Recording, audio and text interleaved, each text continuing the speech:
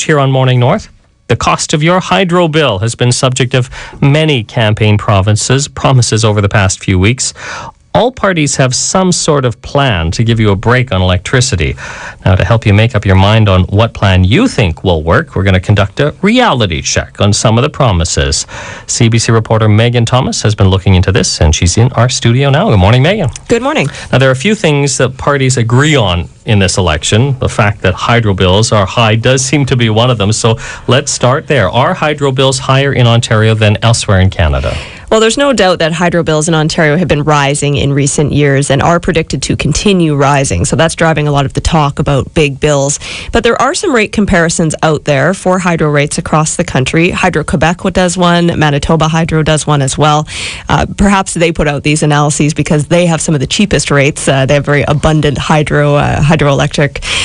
So when you look at both of these comparisons, Ontario is on the high side, but still lower than Nova Scotia, PEI, Newfoundland, Saskatchewan, and Alberta. So we're not at the top. But given all the talk about astronomical hydro bills in Ontario, I asked Tom Adams to give us a reality check. Adams is an energy analyst consultant based in Toronto who's been watching power issues for 30 years. The resources that people often turn to try and do those interjurisdictional comparisons, they don't give a good snapshot of what's going on in Ontario. One of the difficulties here is that there are just literally hundreds of different rates that are charged across the province. And so just sampling a small number doesn't really give you a good indication of what the kind of what the typical experience is for Ontario consumers. So apples to apples comparisons are difficult. And just to give you an example about what Adams is talking about, the Manitoba Hydro Report shows Englehart is home to some of the most expensive hydro bills in the country. But then when you look at Toronto, the hydro bills there are quite a bit cheaper. So it's difficult to say across the board that electricity in Ontario is overly expensive. But regardless, Adams is concerned about electricity rates in Ontario for this reason. The pace of change. In the United States, commercial and industrial power rates peaked in 2008. Residential rates peaked in 2009. They've been declining since.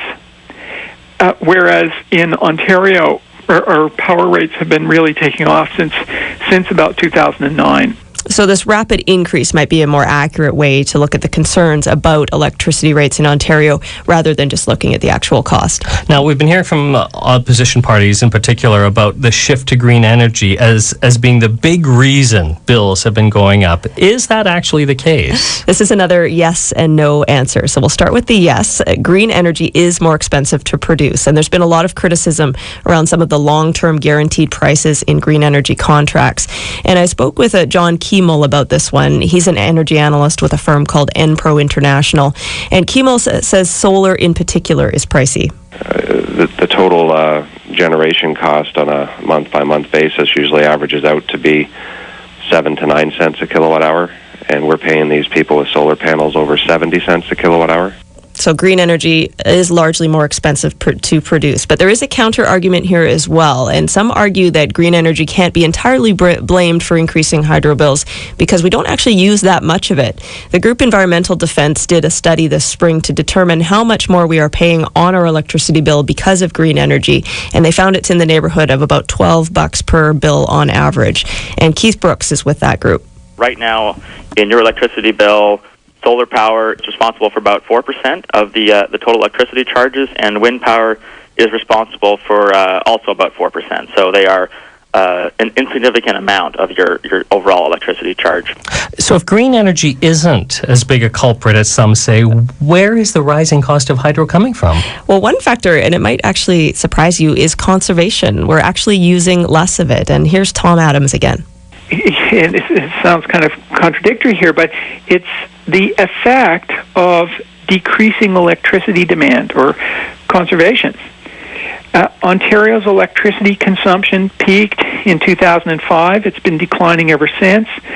It started declining before the recession.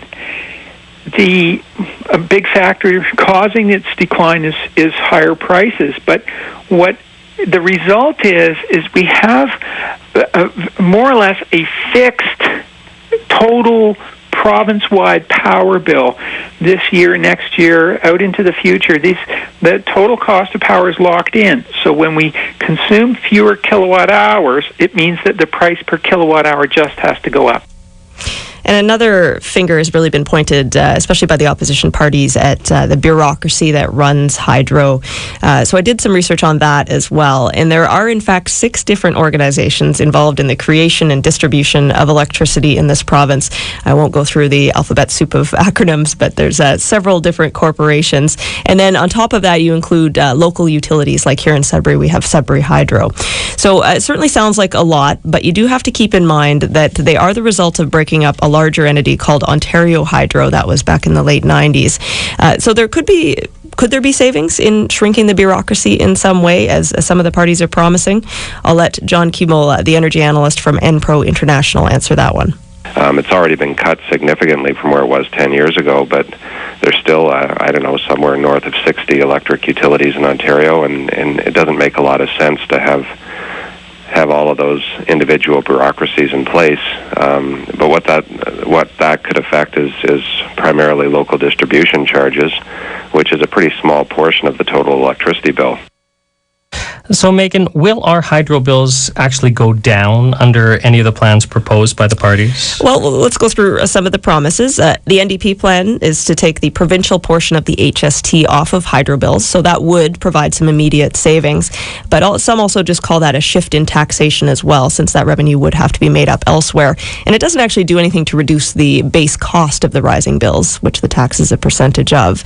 So the Liberal plan, they're going to remove the debt retirement charge at the end of 2015. That will save you a few bucks on your bill, but at the same time, they're ending the 10% clean energy break that we've been enjoying since the last election. So we might even come out a few bucks behind on that exchange. And again, doesn't really address this base cost of rising electricity prices. The PCs say they would look for savings in the bureaucracy and also would bring down costs by ending green energy subsidies. But both experts I spoke with say that could bring down costs in the future, but it's not a quick fix because a lot of the contracts that we're locked into here in Ontario are 20 years long. And finally, the Green Party, their platform leans heavily on subsidizing renovations to make homes more efficient. But we did hear that reducing consumption might actually raise the rates that we pay over the long run. So when it comes to hydro, the reality check is that it's a really complicated issue and not easily addressed by campaign sound bites. All right, Megan, appreciate this. Thanks for coming in. You're welcome. CBC reporter Megan Thomas from our Sudbury newsroom. Love to hear your thoughts on your hydro bill and whether or not it will be an issue for you in this election campaign when you vote a week from today. Maybe you've already voted in one of the advance polls. We'd love to hear from you. Share your thoughts, your stories. Are you off the grid? Call Talkback. You can call anytime. Toll free, 1-800-461-1138.